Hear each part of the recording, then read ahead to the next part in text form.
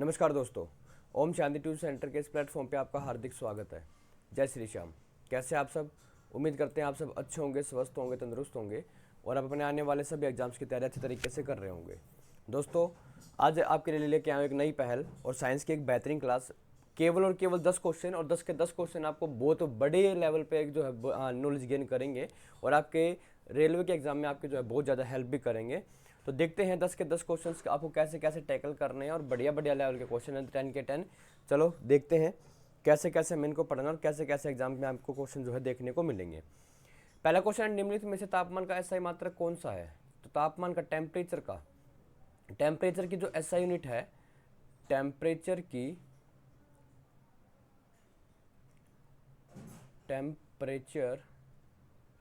जो SI unit है वो हमें बतानी है। तो देखो, वैसे तो टेम्परेचर जो है फ़ारेनहाइट में मेजर किया जाता है, केल्विन में भी मेजर किया जाता है और सेल्सियस में मेजर किया जाता है।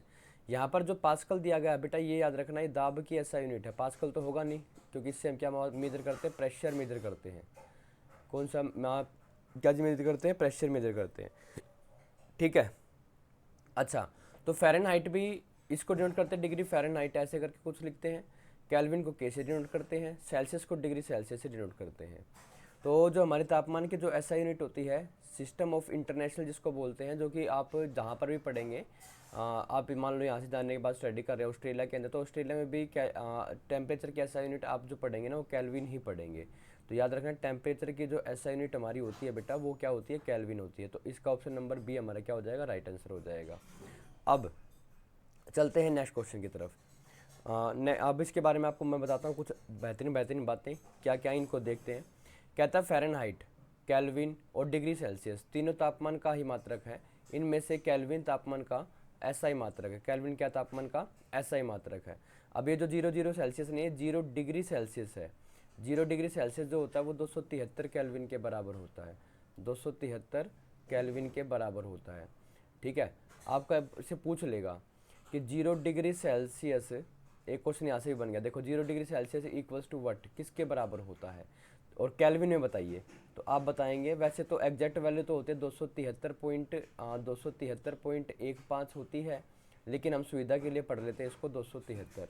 अगर ऑप्शन में आपको पहले ये वाला ऑप्शन मिलता है तो आप इसको प्रेफरेंस देंगे, बाद में इसको देंगे। ठीक है, चलो अब पढ़ते हैं आगे। 0 डिग्री सेल्सियस 273.15 केल्विन होता है, जिसे सुविधा के लिए हम 273 केल्विन ही माना जाता है। तापमान की माप को किससे? केल्विन से सेल्सियस में बदलने के लिए दिए हुए टेम्परेचर में तापमान से 273 घटाते हैं। अब यहाँ से एक फॉर्मूला आता है हमारा। फॉर्मूला क्या आता है? अगर मुझे केल्विन निकालना है और सेल्सियस में टेम्परेचर है, तो जो भी सेल्सियस का टेम्परेचर है उसमें आप 273 को जोड़ देंगे। ये इंपॉर्टेंट फॉर्मूला है भाई, याद रखना ये वाली बात। मैं यहाँ पे 3 फॉर्मूले बताऊंगा आपको, तीनों आपको याद रखने हैं। केल्विन अगर मुझे निकालना है यहाँ से, तो आप जितना भी सेल्सियस का टेम्परेचर है वो आप क्या कर देंगे? इस 273 के अंदर प्लस कर देंगे। जैसे मान लो मैं कह दूँ कि 54 डिग्री सेल्सियस है, 54 डिग्री सेल्सियस को आप केल्विन में बदलें, तो जो भी हमें सेल्सियस का टेम्परेचर दे रखा है वो 273 में प्लस कर देंगे। तो यहाँ से जो केल्विन की वैल्यू बन जाएगी 54 प्लस में 273 बन जाएगी।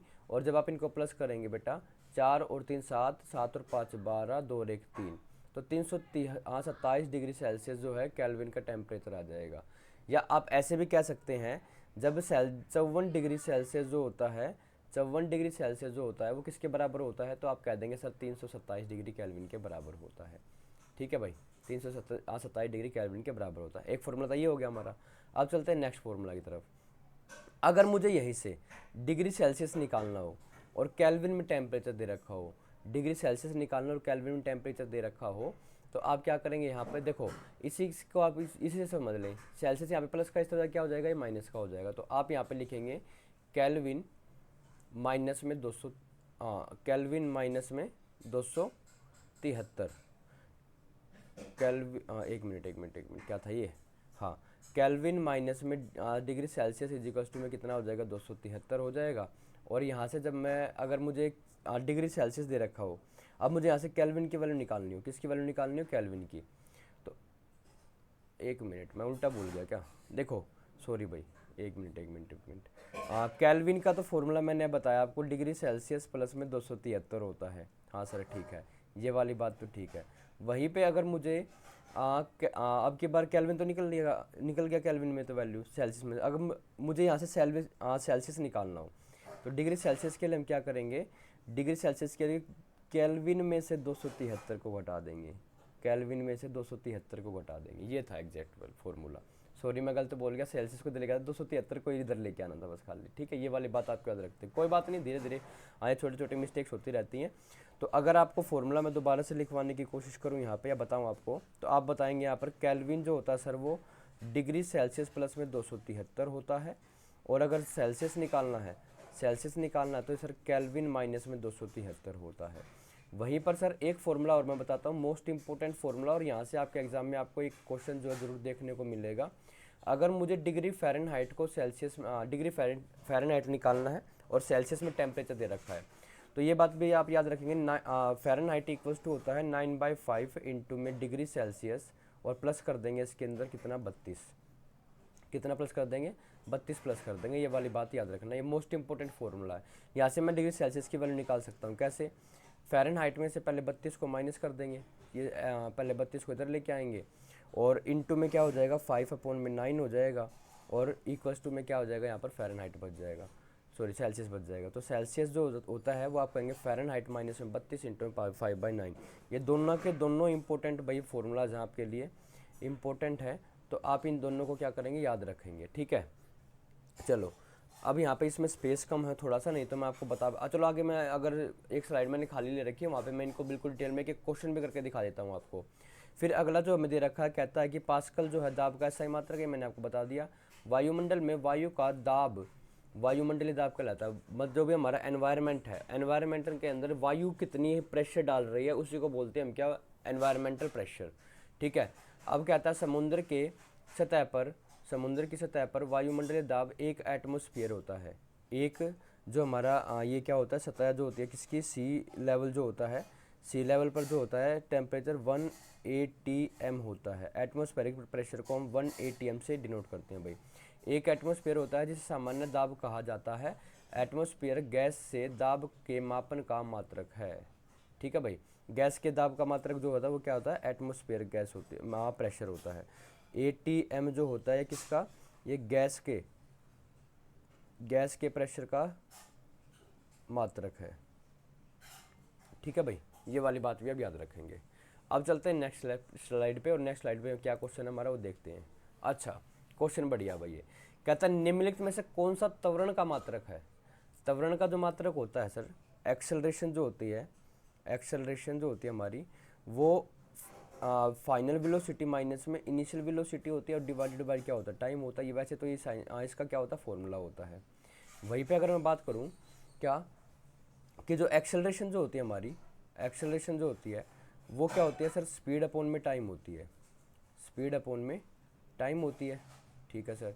और स्पीड को जो डिनोट करते हैं वो किससे डिनोट करते हैं, आप कहेंगे सर डिस्टेंस अपॉन में टाइम से डिनोट करते हैं। डिस्टेंस अपॉन में टाइम से डिनोट करते हैं, और अपॉन में टाइम है, ठीक है। तो डिस्टेंस जो होता है सर हमारा वो होता है क्या, डिस्टेंस जो होता है सर इस कैसे यूनिट होती है, क्या डिस्टेंस कैसे यूनिट क्या होती है, मीटर होती है, हाँ सर मीटर होती है, ठीक है।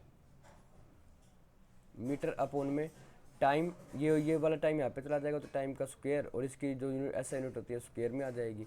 अब जब इस स्क्वायर को, या तो इसको मैं ऐसे लिख दूँ मीटर पर सेकंड स्क्वायर, ये वाला भी ऑप्शन ठीक है, या इसको मैं ऐसे लिख दूँ मीटर, ये डिवाइड का साइन आ गया यहाँ से, मीटर पर सेकंड स्क्वायर, ये वाला भी ऑप्शन ठीक है।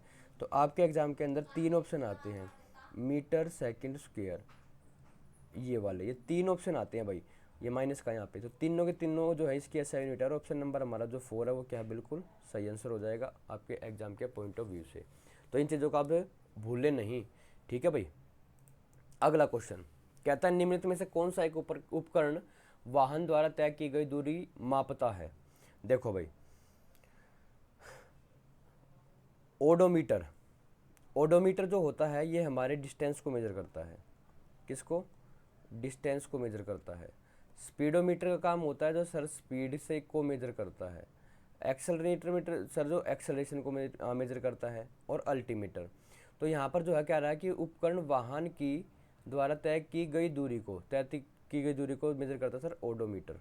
कौन, ओडोमीटर। इसका ऑप्शन नंबर हमारा क्या हो जाएगा भाई, इसका ऑप्शन नंबर हमारा 1 हो जाएगा। ठीक है, चलते हैं अब नेक्स्ट क्वेश्चन की तरफ। अब यहाँ पे बताया गया कुछ एक्स्ट्रा नॉलेज आपके लिए।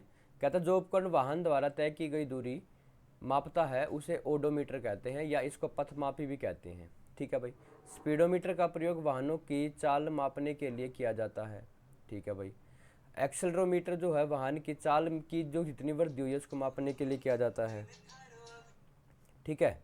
और भाई अल्टीमीटर जो होता है, अल्टीमीटर से विमान की ऊंचाई, हाँ ये देखो ये वाला पॉइंट जो इम्पोर्टेंट है भाई, अगर जो हमारा हवाई जहाज है वो कितनी ऊंचाई पे उड़ रहा है यहाँ से, इस हाइट को मेजर करने के लिए किसका, अल्टीमीटर का यूज किया जाता है। अल्टीमीटर का यूज किया जाता है, ये बात याद रखना। ये हमारा क्या है, यहाँ पे जहाज है, तो जहाज की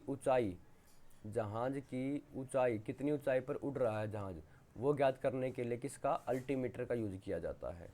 ठीक है भाई, इस बात का विशेषकर ध्यान रखना। आप अगले क्वेश्चन पे चलते हैं। आपको याद आ गया होगा, चलो एक बार रिवीज कर लेते हैं। अगर ओडोमीटर की बात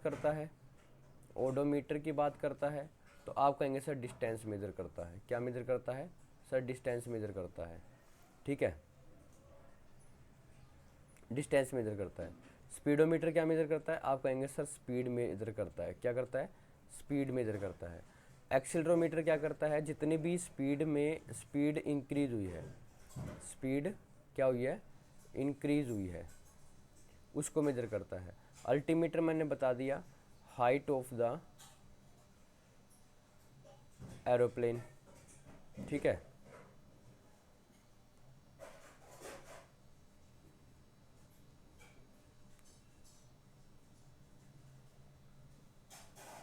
ओके चलो आगे चलते हैं। ये क्या क्वेश्चन बढ़िया भाई, प्रकाश वर्ष किसके मापन की इकाई है। प्रकाश वर्ष, सॉरी प्रकाश वर्ष, हाँ ब्रह्मांड की आयु नहीं होता है। अति लघु का मतलब होता है बहुत छोटे समयांतराल को, नहीं सर ये भी गलत नहीं है। अति उच्च हाई टेम्परेचर को भी नहीं मेजर करते। अत्यधिक दीर्घ, दीर्घ का मतलब होता है बड़ी, दीर्घ का मतलब क्या होता है, बड़ी, दीर्घ का मतलब क्या होता है, बड़ी। और दीर्घ की जो दूरी होती है उसको मेजर करने के लिए हम किसका, प्रकाश वर्ष का यूज करते हैं। बड़ी दूरी को मेजर करने के लिए, बड़ी दूरी को मेजर करने के लिए, मापने के लिए। ठीक है, जैसे मान लो कि मुझे यहाँ से ये सन है और सन से मुझे अर्थ का डिस्टेंस मेजर करना है, तो उसके लिए हम लाइट ईयर्स का यूज करते हैं भाई। किसका, लाइट ईयर्स का प्रयोग करते हैं। ठीक है, जिसको हम बोलते हैं क्या है, प्रकाश वर्ष बोलते हैं। क्या बोलते हैं, प्रकाश वर्ष बोलते हैं। ओके चलो चलते हैं अगले स्लाइड पे। देखो ये आ गया आपके लिए, एक्स्ट्रा नॉलेज भी आ गई है ना, बढ़िया ना।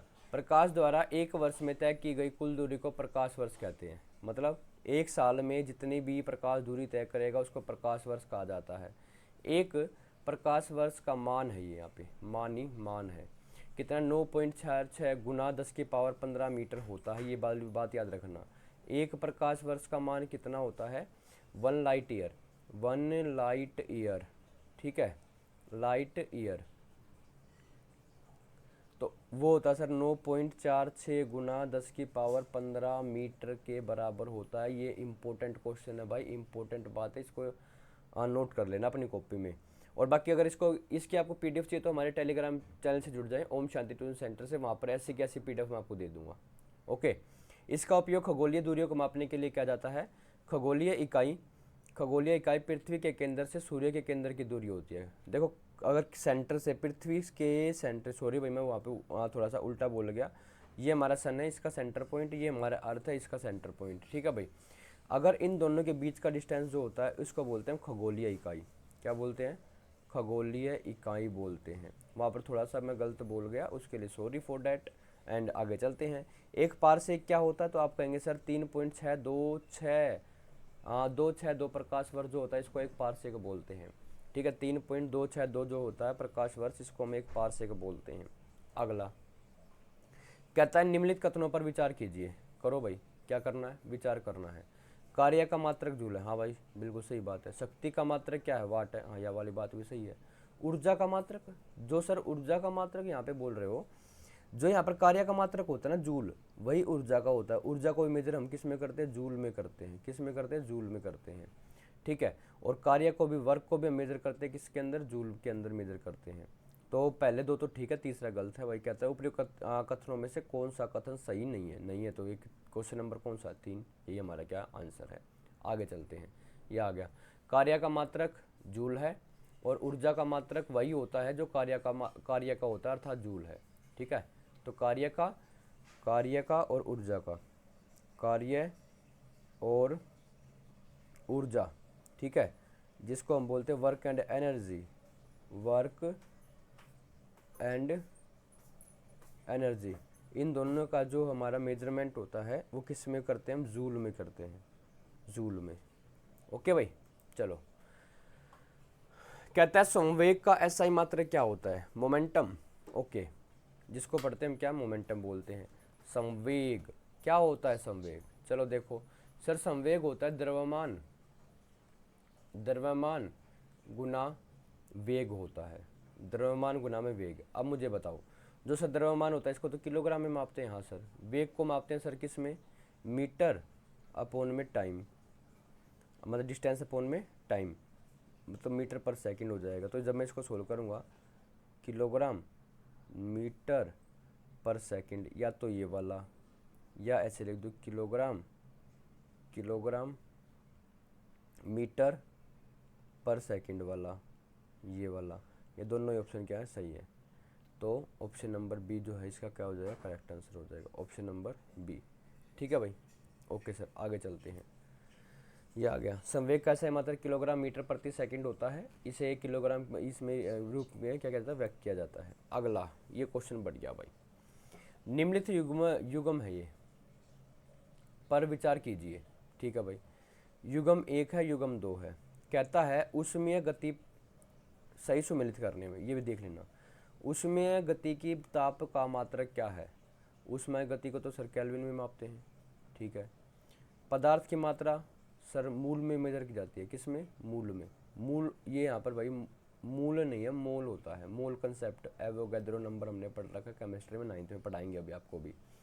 ज्योति तीव्रता को सर कैंडल में मापा जाता है, तीनों के तीनों ठीक है। तो 1 2 3 तीनों क्या हो जाएगा इसका आंसर, ऑप्शन नंबर 4 क्या हो जाएगा इसका, बिल्कुल करेक्ट आंसर हो जाएगा।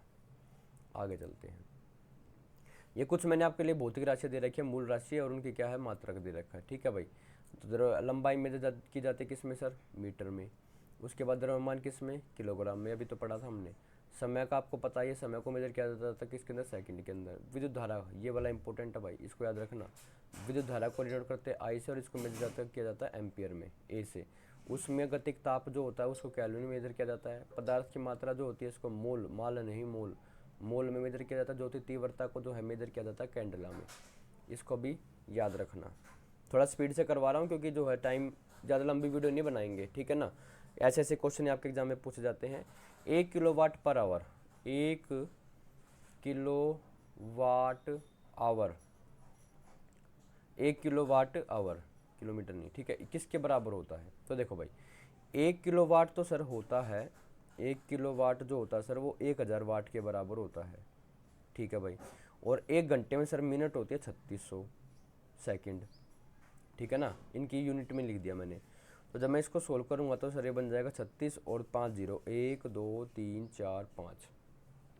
और इसका जब मैं प्रसारित रूप लिखूँगा तो इसको लिख दूँगा 3.6, कितने हैं पॉइंट, 1 2 3 4 5 6, तो 10 की पावर कितना, 6 गुना 10 की पावर 6। और किलोवाट को जो मेजर किया जाता है वो किस में, जूल में, यहाँ पर 6 आएगा और यहाँ पर किस में मेजर, जूल में। तो ये वाला आपका आंसर बन जाए 3.6 गुना 10 की पावर 6, ऑप्शन नंबर बी। ठीक है भाई, और ये भाई मोस्ट इंपॉर्टेंट क्वेश्चन है, कई बार पूछा जा चुका है एग्जाम में, पहले बता रहा हूँ मैं।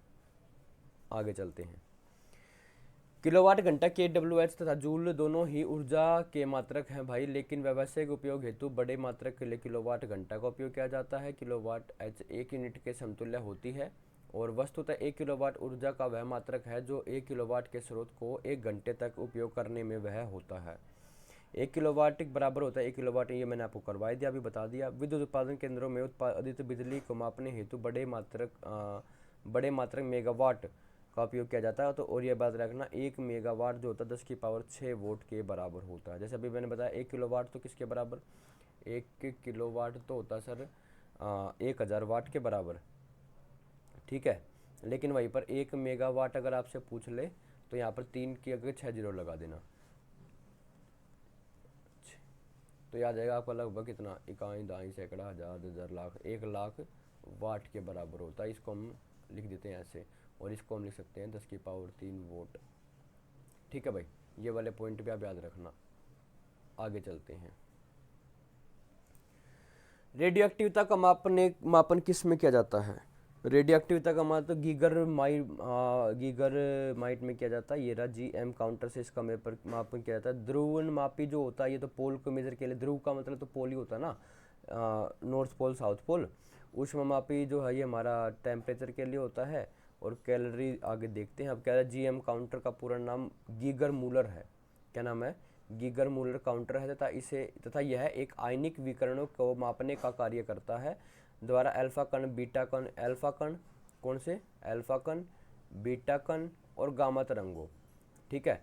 इस गीगर के द्वारा क्या किया है, alpha rays, beta rays and gamma rays को संसूचित हुए किसी पदार्थ की रेडियोधर्मिता या रेडियो एक्टिविटी को मापा जाता है, ठीक है। चलो जी, कहता है घरों में वहन है, ये घरों में वहन होने वाली, बहने वाली, ठीक है, वहन होने वाली विद्युत को यूनिट में मापा जाता है। विद्युत को किस यूनिट में मापा जाता है? यूनिट या इनकी यूनिट इकाई क्या है? अब आप देखो भाई, घरों में जो हमें क्या करते हैं, यूज करते हैं, उसको हम मापते हैं किलोवाट में। किस मापते हैं? किलोवाट में। और 1 किलोवाट जो होता है, 1 किलोवाट आवर जो होता है, ये मैंने आपको बता दिया है किसका। 1 किलोवाट जो होता है 3.6 × 10⁻6 जूल के बराबर होता है। इस बात को आप याद रखेंगे। नेक्स्ट क्वेश्चन पे आ गए भाई। नेक्स्ट क्या, ख़त्म? 10 क्वेश्चन थे भाई, और 10 के 10 क्वेश्चन हमने क्या कर दिए, ख़त्म कर दिए हैं बढ़िया तरीके से। और आई होप आपको जो है वीडियो क्या होगी, अच्छी लगी होगी। और अगर वीडियो अच्छी लगी तो भाई चैनल को सब्सक्राइब, ठीक है, लाइक और कमेंट करना ना भूलें। और साथ के साथ सबसे इम्पोर्टेंट काम जो आपको करना है वो शेयर करना ना भूलें। अगर आपको हमारी इन क्वेश्चन 10 क्वेश्चन की आपको PDF चाहिए तो वो भी प्रोवाइड कर देंगे। और वो इसका जो हमारा टेलीग्राम जो चैनल है भाई, आप उससे जुड़ जाएं। और टेलीग्राम चैनल का जो लिंक है मैं डिस्क्रिप्शन में डाल दूँगा, तो आप हमारे टेलीग्राम चैनल से भी जुड़ सकते हैं, ठीक है। 10 क्वेश्चन थे, 10 के 10 क्वेश्चन बहुत इंपॉर्टेंट है, डिटेल के साथ मैंने आपको करवा दिए हैं। और यही ऐसे कैसे क्वेश्चन ही आपको आपके एग्जाम में देखने को मिलेंगे। तो वीडियो को ज़्यादा से ज़्यादा लाइक, शेयर एंड सब्सक्राइब करना ना भूलें। Thank you, have a nice day, जय श्री श्याम। हंसते रहिए, मुस्कुराते रहिए, बाय बाय।